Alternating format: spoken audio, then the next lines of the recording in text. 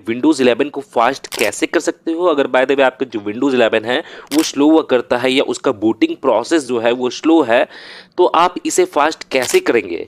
और मैं आपको इस वीडियो में ऐसे ऐसे मैं आपको स्टेप्स बताने वाला हूँ कि उस स्टेप्स को करने के बाद जो आपका सिस्टम का जो परफॉर्मेंस है, जो आपको विंडोज़ का जो परफॉर्मेंस है, वो पहले के मुकाबले आपका ज़्यादा बेटर देखने को मिलेगा और ज़्यादा बूस्टअप भी आपको वहाँ पे देखने वाला है। तो सबसे पहला प्रोसेस बताता हूँ कि पहला प्रोसेस में आपको करना क्या है। पहला प्रोसेस में आपको करना ये है कि आपको अपने विंडोज़ 11 के स्टार्ट मेन्यू में जाना है और स्टार्ट मेन्यू में जाने के बाद आपको यहाँ पे सेटिंग का ऑप्शन आपको यहाँ पे देखने को मिलेगा। तो आपको यहाँ पे इस सेटिंग वाले ऑप्शन को आपको यहाँ पे ओपन कर लेना है। अब चाहे तो आप यहाँ पे टॉप की ओर आप यहाँ पे सर्च बार में भी आप सेटिंग आप यहाँ पे टाइप करके आप इसे ओपन कर सकते हो, लेकिन मैं यहाँ से ही इसे डायरेक्टली ओपन कर लेता हूँ। और ओपन करने के बाद अब आपको करना क्या है, जैसे आप यहाँ पे देखोगे यहाँ पे आपको स्टोरेज का आपको यहाँ पे ऑप्शन देखने को मिलेगा। तो आपको इस स्टोरेज वाले ऑप्शन में चले जाना है और स्टोरेज वाले ऑप्शन में आने के बाद अब आप यहाँ पे देखोगे ये आपको यहाँ पे एक ऑप्शन देखने को मिलेगा। जैसे आप यहाँ पे देख सकते हो स्टोरेज सेंस का आपको ये ऑप्शन देखने को मिलेगा। तो आपको करना क्या है कि आपको इसे टर्न ऑन कर लेना है। अगर बाय द वे आपका ये टर्न ऑफ रहता है तो आपको यहाँ पे इसे टर्न ऑन कर लेना है। और इसे टर्न ऑन करने से क्या होगा कि आपके सिस्टम में आपके विंडोज़ 11 में किसी भी तरह के अनवांटेड फाइल्स, टेम्पररी फाइल्स जो भी कलेक्ट हो जाता है तो वो यहाँ पे ऑटोमेटिकली यहाँ पे क्लीन हो जाएंगे, ऑटोमेटिकली यहाँ पे डिलीट हो जाएंगे। टाइम टू टाइम यहाँ पे ऑटोमेटिकली आपका डिलीट होते ही जाएंगे। तो इससे क्या फ़ायदा है कि आपके सिस्टम में फ्री स्पेस भी आपके यहाँ पे बनेगा और आपका जो सिस्टम है वो पहले के मुकाबले ज़्यादा बेटर वर्क करेगा। तो आपको इसे टर्न ऑन कर लेना है। जैसे आप यहाँ पे देखोगे यहाँ पे लिखा हुआ भी यहाँ पे आपको शो हो रहा होगा automatically free up space delete temporary files and manage locally available cloud content. जैसे आप यहाँ पे देख सकते हो तो आपको इसे टर्न ऑन कर लेना है। और यहाँ पे नीचे की ओर आपको यहाँ पे क्लीनअप का भी आपको यहाँ पे प्रोसेस देखने को मिल जाएगा, मैंने ऑप्शन देखने को मिल जाएगा। तो आप इस पे क्लिक करके आप अपने सिस्टम को क्लीनअप भी कर सकते हो, क्लीन भी कर सकते हो जो भी टेम्पररी फाइल्स वगैरह जो कलेक्ट हो जाते हैं आपके सिस्टम में। अब आप यहाँ पे देखोगे यहाँ पे आपको गेमिंग का ऑप्शन आपको यहाँ पे देखने को मिलेगा। तो आपको यहाँ पे इस गेमिंग वाले ऑप्शन पे क्लिक करना है और गेमिंग वाले ऑप्शन पे क्लिक करने के बाद आपको यहाँ पे एक्सबॉक्स का आपको यहाँ पे ऑप्शन देखने को मिल जाएगा। तो सबसे पहला आपको इस ऑप्शन में चले जाना है और इस ऑप्शन में जाने के बाद आपको इस ऑप्शन को टर्न ऑफ कर लेना है, क्योंकि इस ऑप्शन को टर्न ऑन करने से भी क्या होता है कि आपका प्रोसेसिंग पावर आपका कंज्यूम होता है। जो आपका प्रोसेसर का जो प्रोसेसिंग पावर वो कंज्यूम होगा इस एक्सबॉक्स गेम बार को टर्न ऑन करने से भी। तो यहाँ पे आपको इसे टर्न ऑफ कर लेना है अगर बाय द वे आपका ये टर्न ऑन होता है तो। अब आपको करना क्या है कि आपको इसे डायरेक्टली अब बैक करना है। जैसे मैं इसे बैक करता हूँ। बैक करने के बाद अब आप यहाँ पे देखोगे यहाँ पे आपको गेम मोड का ऑप्शन देखने को मिलेगा। तो इसे आपको टर्न ऑन कर लेना है, क्योंकि यहाँ पे आपका जो सिस्टम है वो ऑप्टिमाइज होगा और ऑप्टिमाइज होगा तो आपका जो सिस्टम है वो पहले के मुकाबले ज़्यादा बेटर वर्क करेगा। वहाँ पे बूस्टअप भी आपको देखने को मिलेगा। तो आपको इसे टर्न ऑन कर लेना है। जैसे मैं यहाँ पे ऑलरेडी पहले से ही इसे टर्न ऑन करके रखा हूँ। तो इसे टर्न ऑन कर लेना है। टर्न ऑन करने के बाद अब आपको यहाँ पे प्राइवेसी एंड सिक्योरिटी वाले ऑप्शन में चले जाना है और इस ऑप्शन में आने के बाद अब आप यहाँ पे देखोगे यहाँ पे आपको डायग्नोस्टिक एंड फीडबैक का आपको ये ऑप्शन देखने को मिलेगा। तो आपको इस ऑप्शन पे क्लिक करना है। क्लिक करने के बाद और यहाँ पे देखोगे यहाँ पे डायग्नोस्टिक डेटा का आपको ये ऑप्शन शो होगा। तो आपको करना ये है कि आपको इसे टर्न ऑफ कर लेना। अगर बाय द वे आपका ये टर्न ऑन रहता है तो मैं यहाँ पे इसे टर्न ऑफ कर लेता हूँ, क्योंकि यहाँ पे जो डायग्नोस्टिक डेटा है जो आपके सिस्टम का आपका जो विंडोज़ का जो यूज़र एक्सपीरियंस जो है वो आपका क्या होता है, जो भी एक्सपीरियंस होता है वो एक्सपीरियंस जो है उसका डेटा जो है डायग्नोस्टिक डेटा वो माइक्रोसॉफ्ट के पास सेंड होता है, मैंने एक तरह से सेंड होता है। और वही डेटा के अकॉर्डिंग जो माइक्रोसॉफ्ट वाले जो है वो आपके यूज़र एक्सपीरियंस को देखते हुए अपने विंडोज़ को इम्प्रूव करते हैं। तो आप चाहे तो आप इसे टर्न ऑन भी रख सकते हो या आप इसे टर्न ऑफ भी कर सकते हो। मैं इसे ऑलवेज टर्न ऑफ ही करके रखता हूँ। तो अभी फिलहाल तो मेरा यहाँ टर्न ऑन था तो मैं इसे टर्न ऑफ कर लिया हूँ। इन सभी स्टेप्स को कर लेने के बाद अब आपको इसे क्लोज कर लेना है। क्लोज करने के बाद अब आपको करना क्या है कि आपको अब मैं सेकेंड प्रोसेस बताता हूँ कि सेकेंड प्रोसेस में आपको करना क्या है। सेकेंड प्रोसेस में आपको रन प्रोग्राम को ओपन करना है। तो रन प्रोग्राम को ओपन करने के लिए आप यहाँ पे सर्च बार में भी आप यहाँ पे रन टाइप करके आप उसे ओपन कर सकते हो। अगर आपको शॉर्टकट तरीके से ओपन करना है तो आपको अपने कीबोर्ड में Windows+R बटन को प्रेस करना होगा और आपका जो रन प्रोग्राम है वो आपका ऑटोमेटिकली यहाँ पे ओपन हो जाएगा। जैसे आप यहाँ पे देखोगे यहाँ पे ओपन हो चुका है। अब आपको यहाँ पे एक कमांड टाइप करना है, जो मैं आपको कमांड बताने वाला हूँ, services.msc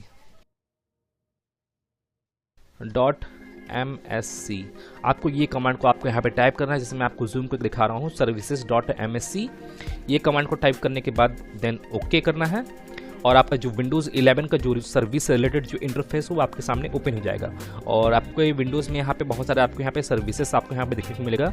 कुछ सर्विसेज यहाँ पे रनिंग में है, कुछ यहाँ पे रनिंग में नहीं है।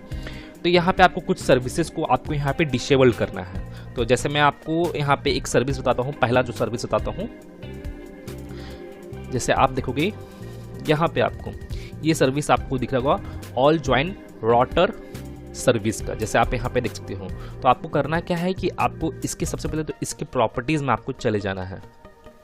अगर आप स्मार्ट टीवी की हेल्प से मैंने अपने सिस्टम को आप अपने लैपटॉप को स्मार्ट टीवी से कनेक्ट नहीं करते हो तो आपको करना क्या है कि आपको इस सर्विस को आपको यहाँ पे इसे डिसेबल कर लेना है। अगर बाय द वे यहाँ पे ये ऑटोमेटिक या मैनुअल में सेट रहता है तो आपको इसे डिसेबल कर लेना है। और डिसेबल करने के बाद आपको इसे अप्लाई कर देना है, देन ओके कर देना है और ये जो सर्विस आपका डिसेबल हो जाएगा। क्योंकि ये जो सर्विस है यहाँ पे कुछ ऐसे भी सर्विसेज हैं जो आपके काम का नहीं है, लेकिन तब भी यहाँ पे जो प्रोसेसर का जो पावर कंज्यूमिंग है वो यहाँ पे कंज्यूम करते हैं, जो पावर है उसका कंज्यूम करते हैं। तो आपको उन सभी को आपको यहाँ पे डिसेबल कर लेना है, क्योंकि इससे क्या होता है कि आपका प्रोसेसर जो है वो स्लो पड़ जाता है। कुछ ऐसे सर्विसेज होते हैं जिनका यूज़ नहीं होता है तब भी, लेकिन वो बैकग्राउंड में ऑटोमेटिकली रन करते ही रहते हैं। तो आपको उन जैसे सर्विसेज को आपको यहाँ पे डिसेबल्ड कर लेना है। अब मैं आपको यहाँ पे देन नेक्स्ट सर्विस में आपको बताता हूँ कि नेक्स्ट सर्विस में आपको क्या करना क्या है। कनेक्टेड यूज एक्सपीरियंस को आपको यहाँ पे सर्च करना है। एक सर्विस का नेम है, जैसे आप यहाँ पे देखोगे connected user experience and telemetry का आपको यहाँ पे ये ऑप्शन दिख रहा होगा। तो आपको करना क्या है कि इसे भी आपको यहाँ पे डिसेबल कर लेना है। तो आपको सबसे पहले तो इसके प्रॉपर्टीज़ में जाना है। और मैं आपको बता दूं कि अगर आप डायग्नोस्टिक से रिलेटेड डेटा या और भी एक्सपीरियंस, यूज़र एक्सपीरियंस हो गया, विंडोज़ एक्सपीरियंस हो गया या ऐप एक्सपीरियंस हो गया, किसी भी तरह का एक्सपीरियंस को आप माइक्रोसॉफ्ट को अगर आप सेंड करना चाहते हो तो आप इसे ऑटोमेटिक पे आप सेट कर सकते हो या मैनुअल पे सेट कर सकते हो। अगर आप इस तरह के डेटा को अगर आप माइक्रोसॉफ्ट को सेंड नहीं करना चाहते हो अपने से रिलेटेड, आप जो भी विंडोज़ पे अगर आप वर्क करते हो, जो भी एक्सपीरियंस वगैरह करते हो, उसे आप सेंड नहीं करना चाहते हो, तो आपको करना क्या है कि आपको इसे डिसेबल कर लेना है। क्योंकि मैं इस तरह के जो सर्विसेज है मैं उसे डिसेबल करके ही रखता हूँ। मैं और सबको भी मैं रिकमेंड करता हूँ कि इस तरह के सर्विसेज को आप डिसेबल करके ही रखिए। बट ये आप पे डिपेंड करना है कि आप इसे डिसेबल करना चाहते हो कि नहीं डिसेबल करना चाहते हो। लेकिन मैं यहाँ पे इसे डिसेबल कर देता हूँ क्योंकि मेरा जो प्रोसेसिंग पावर है वो कम हो जाता है इन सर्विसेज के कारण। देन ओके, और ये मेरा डिसेबल हो चुका है। अब मैं आपको नेक्स्ट सर्विस बताता हूँ कि नेक्स्ट सर्विस में आपको करना क्या है। मैं उसे भी आपको डिसेबल करना है। तो नेक्स्ट सर्विस में आपको बताता हूँ कौन सा है, रिमोट डेस्कटॉप सर्विस। जैसे आप यहाँ पे देखोगे, यहाँ पे आपको रिमोट डेस्कटॉप सर्विस का आपको यहाँ पे ऑप्शन शो हो रहा होगा, जैसे आप यहाँ पे देख सकते हो। तो आपको इसके भी प्रॉपर्टीज़ में आपको चले जाना है। इसके प्रॉपर्टीज़ में जाने के बाद यहाँ पे भी आपको मैनुअल आपको यहाँ पे शो हो रहा होगा या ऑटोमेटिक हो सकता है आपको यहाँ पे हो, तो आपको इसे भी डिसेबल्ड कर लेना है। तो मैं इसे भी डिसेबल कर लेता हूँ। अगर आप अपने लैपटॉप को या अपने सिस्टम को किसी भी कंप्यूटर को किसी भी अनदर कंप्यूटर से आप रिमोटली आप कनेक्ट करना चाहते हो तो आप इसे इनेबल करके रख सकते हैं, ऑटोमेटिकली में सेट करके रख सकते हैं। अगर आप नहीं कनेक्ट करते हो या कनेक्ट नहीं करना चाहते हो तो आप इसे डिसेबल ही कर दीजिए, क्योंकि इससे क्या होता है कि आपका प्रोसेसर का जो पावर है वो कंज्यूम होता है। तो आपको इसे भी डिसेबल कर लेना है। और इसे डिसेबल करने के बाद अब मैं आपको यहाँ पे नेक्स्ट सर्विस बताता हूँ, डाउनलोडेड मैप मैनेजर का। तो आपको उसे भी आपको यहाँ पे डिसेबल कर लेना है। जैसे आप यहाँ पे देखोगे, यहाँ पे ये सर्विस दिख रहा होगा डाउनलोडेड मैप्स मैनेजर का। तो आपको इसे भी डिसेबल कर लेना है। मैं इसे भी डिसेबल कर लेता हूँ। अगर बाय द वे ये ऑटोमेटिक या मैनुअल अगर आपका भी रहता है तो देन ओके, अब देन क्लोज।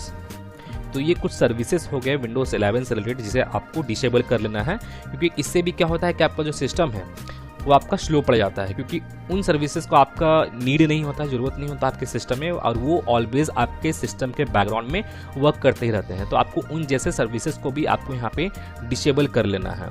और डिसेबल कर लेने के बाद अब मैं आपको यहाँ पे थर्ड प्रोसेस बताता हूँ कि थर्ड प्रोसेस में आपको करना क्या है। थर्ड प्रोसेस में आपको अपने सेटिंग्स में चले जाना है। जैसे मैं यहाँ पे स्टार्ट बटन पर राइट क्लिक करता हूँ और डायरेक्टली मैं यहाँ से ही सेटिंग को ओपन कर लेता हूँ। सेटिंग्स में जाने के बाद अब आपको यहाँ पे एक्सेसिबिलिटी वाले ऑप्शन में चले जाना है। जैसे आप यहाँ पे देखोगे यहाँ पे एक्सेसिबिलिटी का ऑप्शन शो होगा, तो आपको इस ऑप्शन पे जाना है। और इस ऑप्शन पे जाने के बाद अब आपको यहाँ पे वर्चुअल इफेक्ट्स का आपको यहाँ पे ऑप्शन को फाइंड आउट करना है। जैसे आप यहाँ पे देखोगे यहाँ पे सेकेंड नंबर ऑप्शन में ही आपको यहाँ पे वर्चुअल इफेक्ट का आपको यहाँ पे ऑप्शन देखने को मिल जाएगा। तो आपको इस ऑप्शन में चले जाना है और इस ऑप्शन में जाने के बाद अगर आपका यहाँ पे ट्रांसपेरेंसी इफेक्ट्स अगर आपका ये टर्न ऑन रहता है तो आपको इसे टर्न ऑफ कर लेना है। और आपको यहाँ पे एनिमेशन इफेक्ट को भी आपको यहाँ पे इसे टर्न ऑफ कर लेना है। जैसे मैं यहाँ पे ऑलरेडी टर्न ऑफ करके रखा हूँ, अगर बाय द वे आपका ये टर्न ऑन हो रहता है तो आपको इन दोनों ही ऑप्शन को यहाँ पे टर्न ऑफ कर लेना है, क्योंकि ये भी जो ऑप्शंस है ये आपके पावर को मैंने आपके प्रोसेसर का जो पावर है उसे कंज्यूम करते हैं। तो आपको इसे भी क्लोज कर देना है। मैंने इसे टर्न ऑफ करने के बाद अब मैं आपको यहाँ पे 4th नंबर प्रोसेस बताता हूँ कि 4th नंबर प्रोसेस में आपको अब करना क्या है। 4th नंबर प्रोसेस में आपको करना ये है कि आपको अपने कीबोर्ड में Ctrl+Shift+Escape बटन को प्रेस करना है और आपके सामने टास्क मैनेजर ओपन हो जाएगा। अब आपको करना क्या है कि आपको यहाँ पे स्टार्टअप वाले ऑप्शन में चले जाना है। जैसे आप यहाँ पे देखोगे यहाँ पे स्टार्टअप का आपको यहाँ पे ऑप्शन शो होगा, तो आपको इस ऑप्शन पे क्लिक करना है। और क्लिक करने के बाद आपको यहाँ पे कुछ स्टार्टअप एप्लीकेशंस आपको यहाँ पे शो हो रहेंगे। जो एप्लीकेशंस आपके सिस्टम में इंस्टॉल है उससे रिलेटेड यहाँ पे स्टार्टअप एप्लीकेशंस आपको यहाँ पे शो हो रहे होंगे। तो आपको इन सभी स्टार्टअप ऐप्स को माने इनमें से जो आपके नीड का नहीं है, माने आपको ज़रूरत का नहीं है, जो एप्लीकेशन जिसके आपका यूज़ नहीं है, तो उन जैसे एप्लीकेशन को आपको यहाँ पे डिसेबल कर लेना है। क्योंकि वो भी एप्लीकेशन जो स्टार्टअप एप्लीकेशन जो होते हैं वो भी आपके सिस्टम के बैकग्राउंड में ऑलवेज रन करते ही रहते हैं और जिस कारण से आपका जो प्रोसेसिंग है, जो प्रोसेसिंग पावर है आपके CPU का माने आपके प्रोसेसर का, वो कम हो जाता है।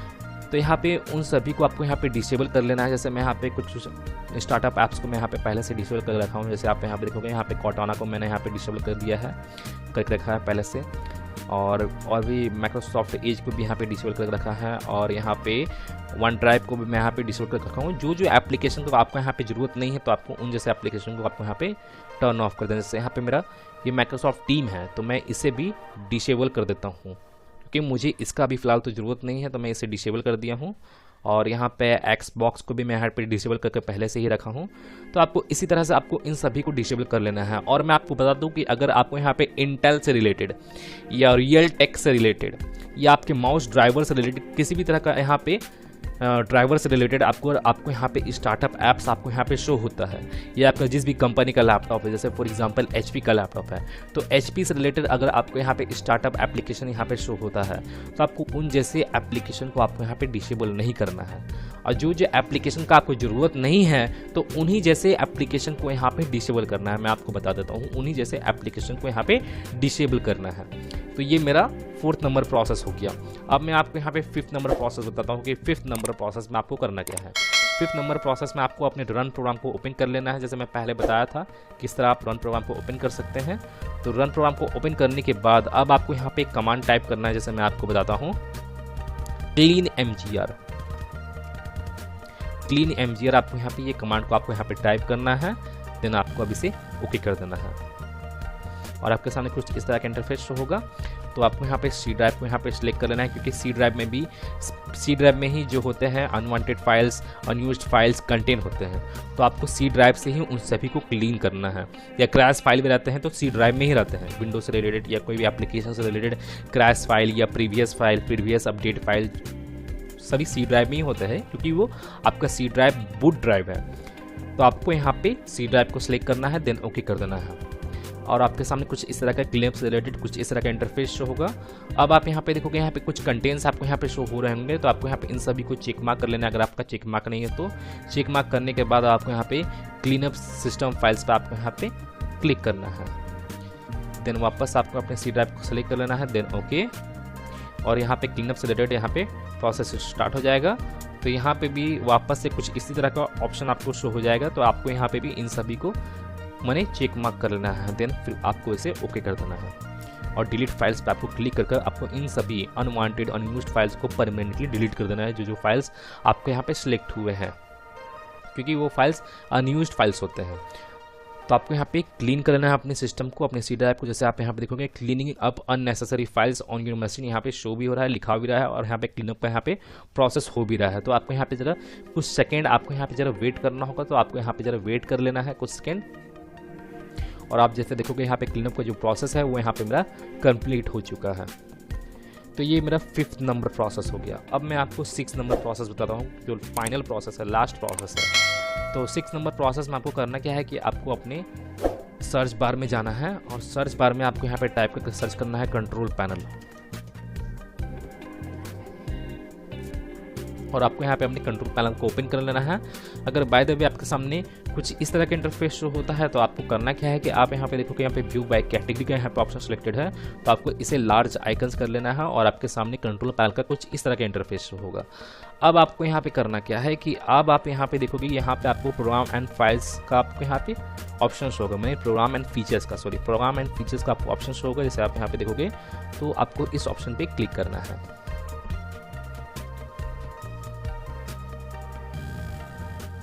अब आप यहाँ पे देखोगे यहाँ पे आपके सिस्टम में, आपके विंडोज़ 11 में जो सॉफ्टवेयर इंस्टॉल है वो सॉफ्टवेयर आपको यहाँ पे शो हो जाएगा प्रोग्राम एंड फीचर्स में। तो यहाँ पे आपको करना क्या है कि जो सॉफ्टवेयर्स का आपको यहाँ पे ज़रूरत नहीं है, जो एप्लीकेशन का ज़रूरत नहीं है जो आपके सिस्टम में इंस्टॉल है, तो आपको उन एप्लीकेशन को आपको यहाँ पे अनइंस्टॉल कर देना है।